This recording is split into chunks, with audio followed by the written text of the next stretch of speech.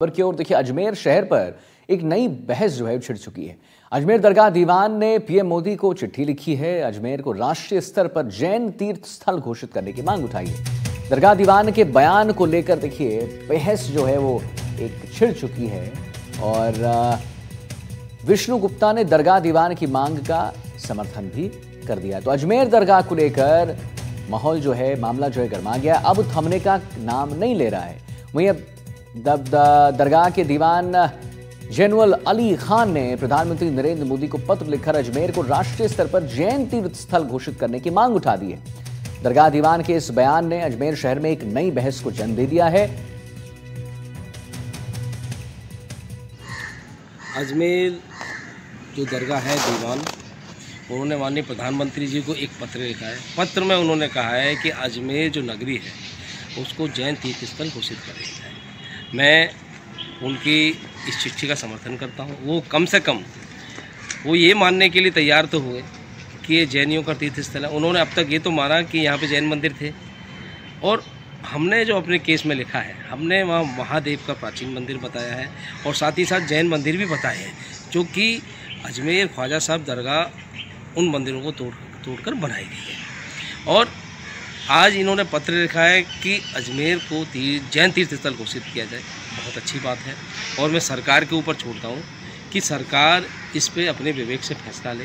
ये सर्वधर्म मैत्री संघ की ओर से एक प्रपोजल लाए थे कि हम इसको जो है विद्याधर जी महाराज के नाम पर तीर्थ नगरी घोषित करवाना चाहते हैं। तो मैंने कहा भाई कोई अगर नहीं आया है तो मैं पहल करता हूँ।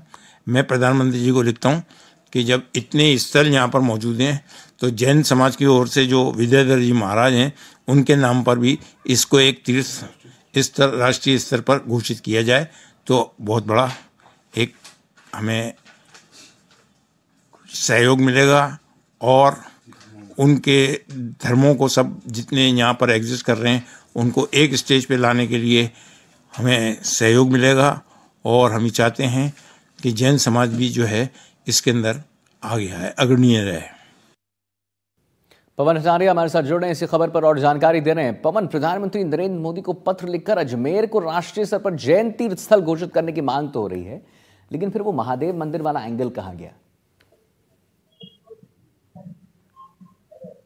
जी बिल्कुल, देखिए जो ख्वाजा गरीब नवाज के जो दरगाह दीवान है जैनुल अली आवेदीन खान, उनके द्वारा एक बयान कल जारी किया गया है और बयान में ये कहा गया है कि प्रधानमंत्री नरेंद्र मोदी को एक पत्र लिखा गया है जिसमें अजमेर को जैन तीर्थ स्थल घोषित किया जाए।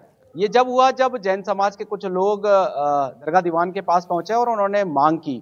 अब दरगाह दीवान ने बयान जारी कर दिया है और बयान जारी होने के बाद एक नई बहस छिड़ चुकी है, क्योंकि पहले से ही कुछ महीनों पहले से ही ख्वाजा गरीब नवाज की दरगाह में संकट मोचन महादेव मंदिर होने का दावा करने वाले हिंदू राष्ट्र सेना के राष्ट्रीय अध्यक्ष विष्णु गुप्ता का भी एक बयान सामने आया है और उन्होंने दरगाह दीवान के बयान का समर्थन किया है। विष्णु गुप्ता का कहना है कि दरगाह दीवान ने और मुस्लिम जनप्रतिनिधि ने यह तो माना कि अजमेर में बड़ी संख्या में जैन मंदिर और हिंदुओं के मंदिर हुआ करते हैं। तो इस तरीके की जो बयानबाजी है अब उससे एक नई बहस छिड़ चुकी है।